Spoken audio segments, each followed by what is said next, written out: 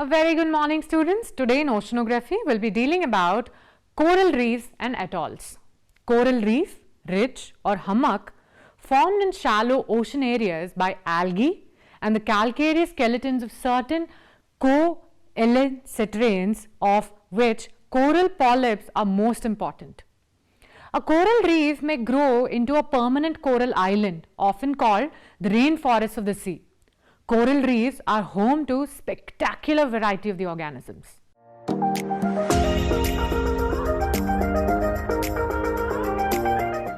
After this lesson, you will be able to understand the corals, their formation, coral reefs, their types, theories of their formation, threats to the coral reefs. A coral reef is actually a complex of features, only part of which is a living coral or algal framework, although the other associated features result from this live segment.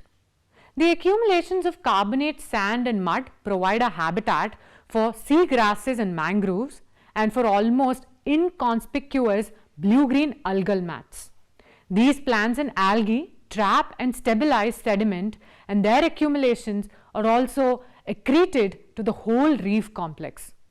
Storms and surf heap up the fragmental material into beaches and shoals, and the shoals may develop into low sandy or ruby islets or cays on the tops of the reef. Coral polyps resemble sea anemones, to which they are closely related, but unlike most anemones, most reef corals are colonial. Initial polyps divide themselves into daughter polyps, and they divide in turn, growing into colonies that can be up to several meters in diameter, all held together in one continuous rigid calcareous skeleton. They remain attached to the sea floor and become so large and heavy that only storms disturb them. Under the right conditions, generally clear and well circulating water that is not too rough, the corals grow profusely side by side, even on and over each other. The corals in effect build limestone because their skeletons are made of calcium carbonate. Reef building corals, chiefly the stony corals or Scleratania, grow best in the shallow sunlit water between the low water mark and depth of 11 meters, but they can still construct reefs in water as deep as 40 meters, and they may have a sparse existence between 40 and 55 meters. These corals prefer water of normal salinity with an annual maximum temperature of 22 degrees Celsius but below 28 degrees Celsius. The reef building activities, however, may be carried on in waters whose minimum temperature in the winter is not less than 15 degrees Celsius. A second group of corals in the present day seas grow in thickest and copicus that develop banks rather than reefs on the outer, deeper, colder and darker parts of the continental shelves and platforms. These organisms flourish in water with a winter minimum temperature ranging between 4 to 15 degrees Celsius at depths of about 60 to 200 meters. In any one thicket, there are commonly only two genera of delicately branching corals involved. Such coral banks are known along the eastern Atlantic shelf edge or the continental slope from Norway to the Cape Verde Islands, and again off the Niger River Delta and in the West Atlantic around the Gulf of Mexico. The Bahamas and the Orinoco River Delta of New Zealand, such banks have been recognized on the Campbell Plateau and the Chatham Rise. They also occur in the Northwest Pacific near Japan. The third coral assemblage of the modern seas is associated with even colder or deeper seas. It consists of small solitary corals of relatively few genera known from the abyssal floors of the oceans and from the shelves around Antarctica, Patagonia and the Falkland Islands in the waters 2 to 6 degrees Celsius in temperature.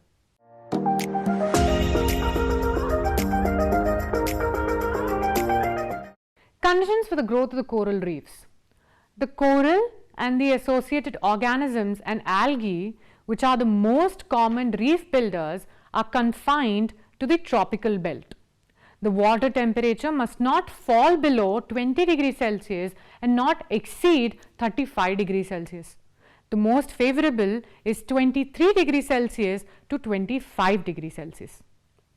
Corals can live only in saline water, and for their proper growth, the average salinity should be between 27 to 40%. For the growth of the corals, the depth of the water should not exceed 200 meters. Most vigorous growth is confined to the shallow water less than 50 meters deep.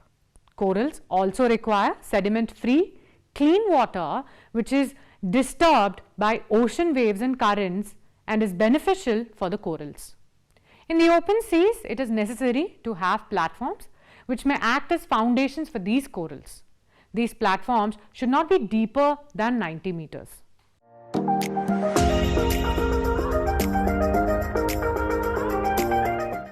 Types of the coral reefs. The following points highlight the three main types of the coral reefs.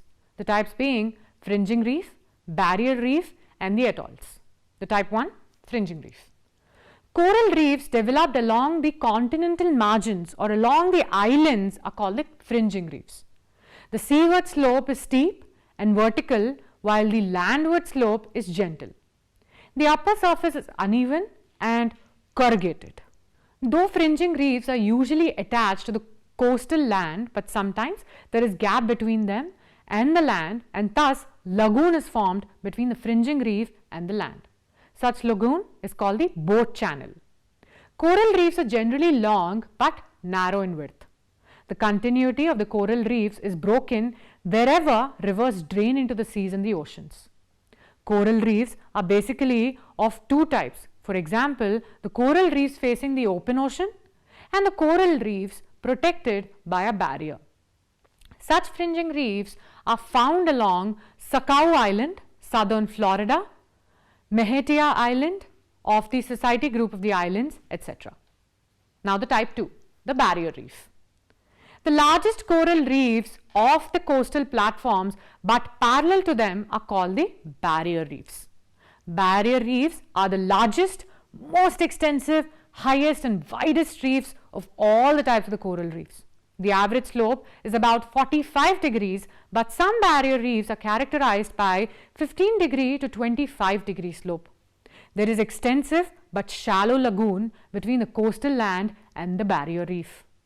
Barrier reefs are seldom found as continuous chains. Rather, they are broken at many places, and thus the lagoons have contact with the open seas and the oceans through tidal inlets.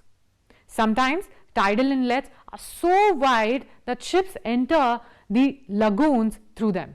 Sometimes the base of the barrier reefs exceeds the required depth for the development of the coral polyps, that is 300 feet or 91 meters. Thus, the existence of the barrier reefs at such greater depth beyond the permissible depth of 60 to 77 meters poses the problem of their formation. It may be argued that barrier reefs might have been formed at suitable depth, but at much later date they might have been subsidence. Great Barrier Reef, located parallel to the eastern coast of Australia, is the largest of all the barrier reefs in the world.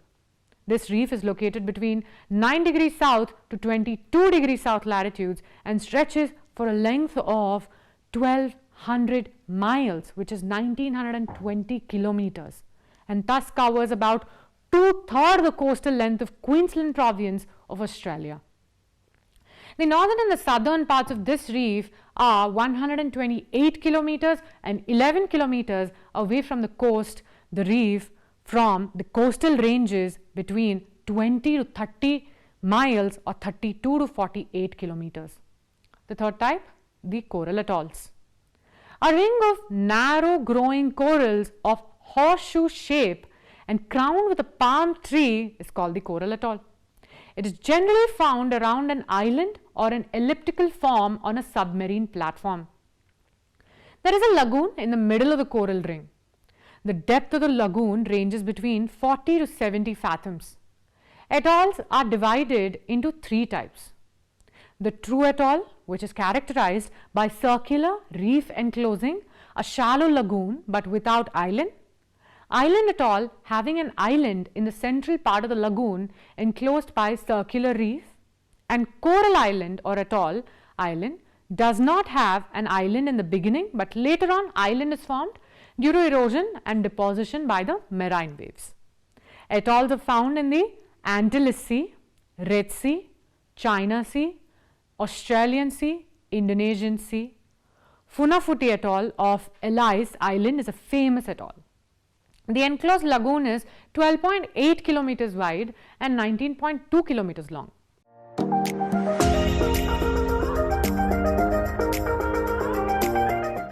Theories of the formation of the coral reefs. The following points highlight the four main theories of the coral reefs and atolls.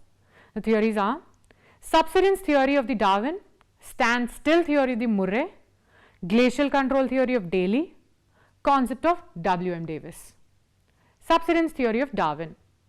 Charles Darwin postulated his subsidence theory first in 1837 and modified it in the year 1842 during his voyage on the Beagle. After close observation of different types of reefs in the oceans, Darwin was convinced that coral polyps could grow only in shallow oceanic waters, though coral reefs were found at greater depths where coral polyps could not survive at any cost.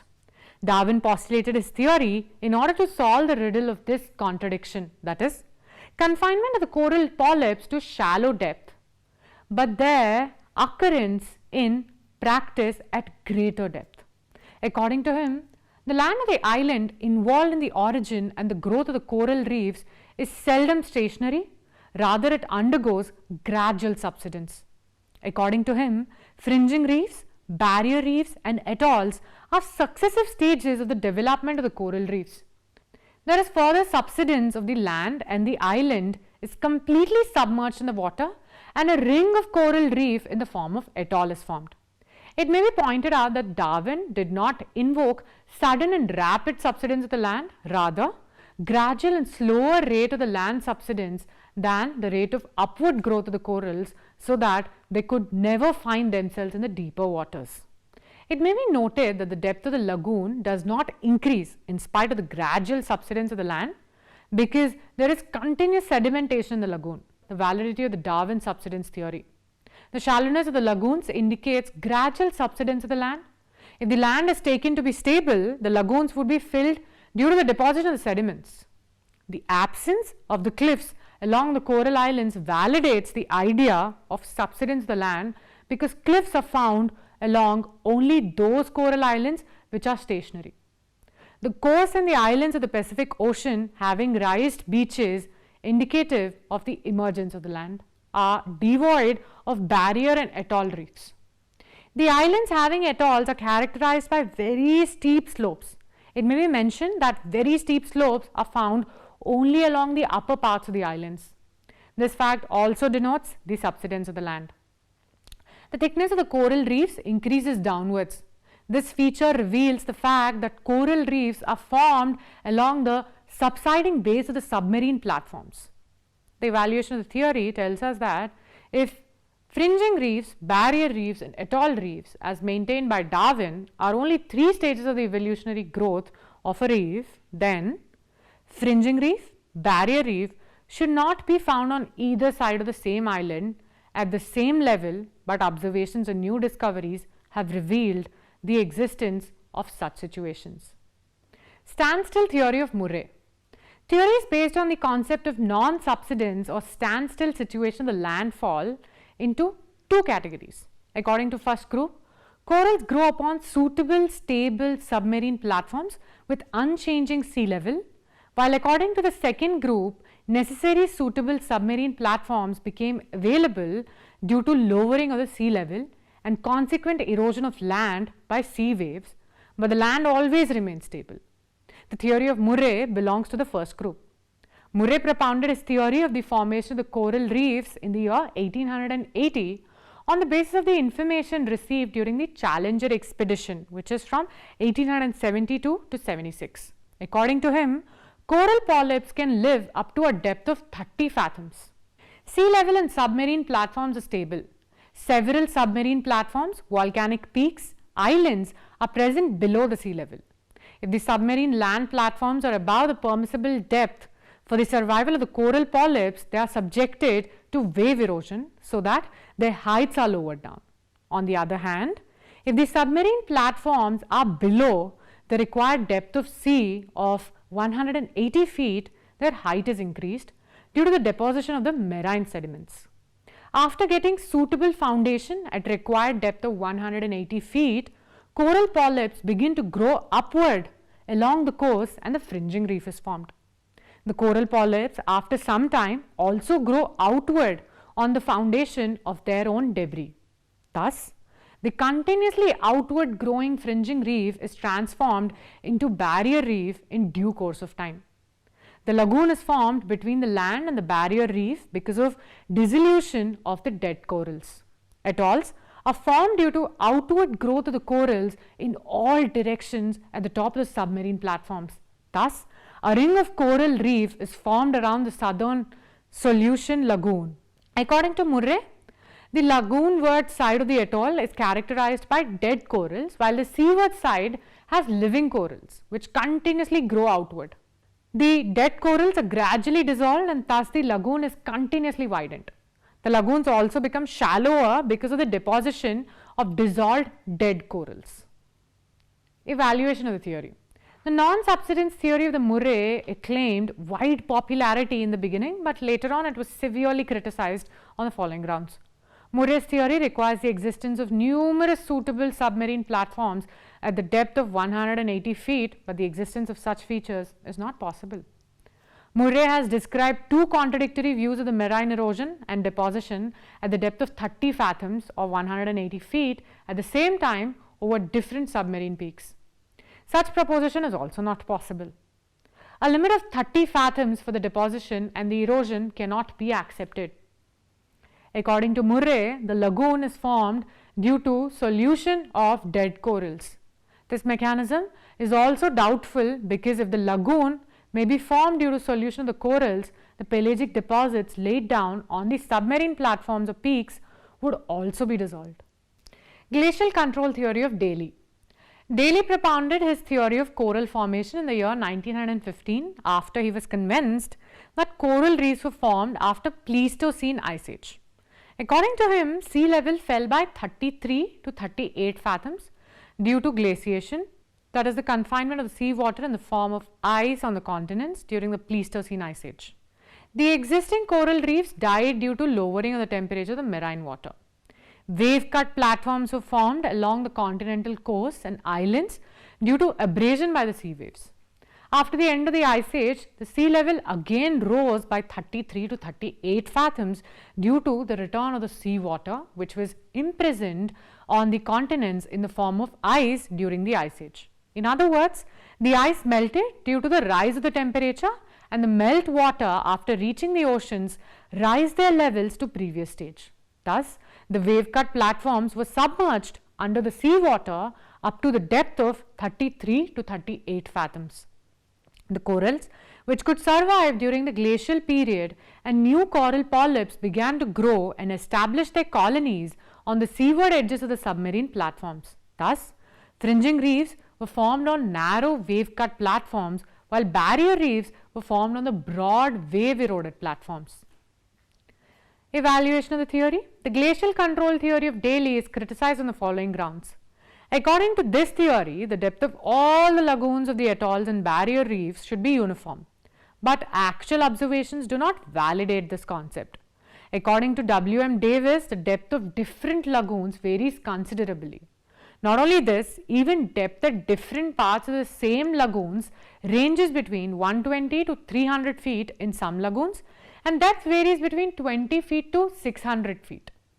The coast might have been cliffed due to wave erosion during the phases of lowering of the sea level during the Pleistocene Ice Age. Thus, the cliffs formed during the glacial period should also be present now, but they are seldom found. In fact, the corals might have protected the coast from being cliffed.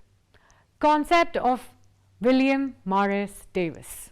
The famous American geomorphologist W.M. Davis postulated his concept of the origin of the coral reefs in 1914 to 1918 and revived the subsidence theory as postulated by Darwin and others.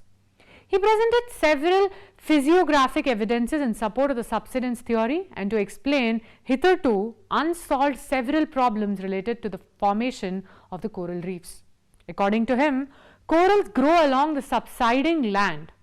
The presence of indented and embayed coastlines found in the coral seas validates the subsidence and consequent submergence of land.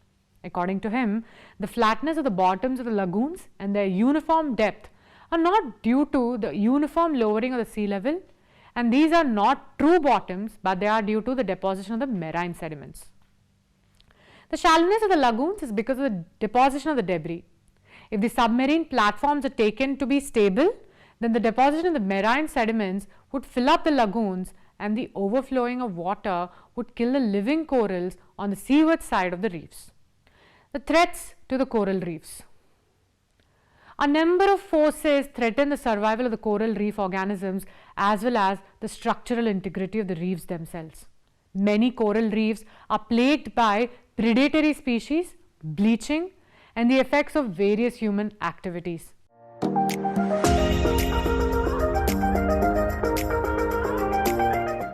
Crown of the thorns starfish. Certain biological factors such as the fish and the invertebrates that feed on the soft tissues of the reef builders and the organisms that bore into the coral rock may contribute to the destruction of the coral reefs.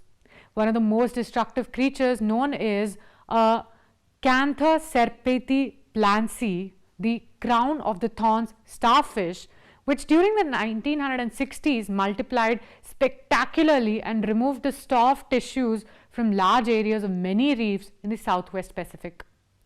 A plancy feeds by everting its stomach and liquefying the absorbing tissues of the corals. By the late 1970s, it had become apparent. However, the sudden spread of A. plancy was part of the organism's natural life cycle and that the coral reefs could regenerate rapidly after such an infestation. Coral rock borers include boring algae, boring sponges of great significance, various polychaete and many bivalves and few gastropods. These organisms usually penetrate the rock mechanically, but in some cases do so chemically. Extensive damage is caused by both their own activities and by assistance they give to the erosive action of the sea.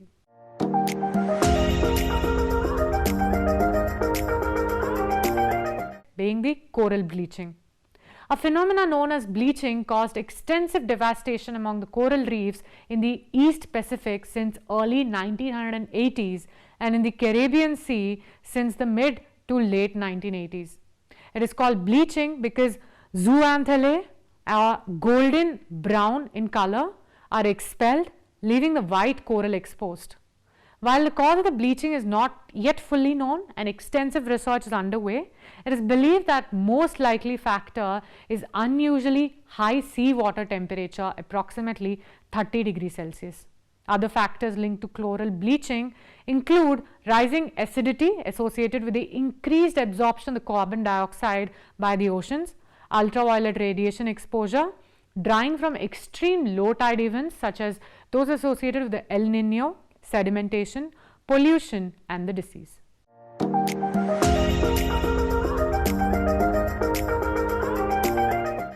Coral reefs begin to form when free-swimming coral larvae attach to submerged rocks or other hard surfaces along the edges of islands or continents.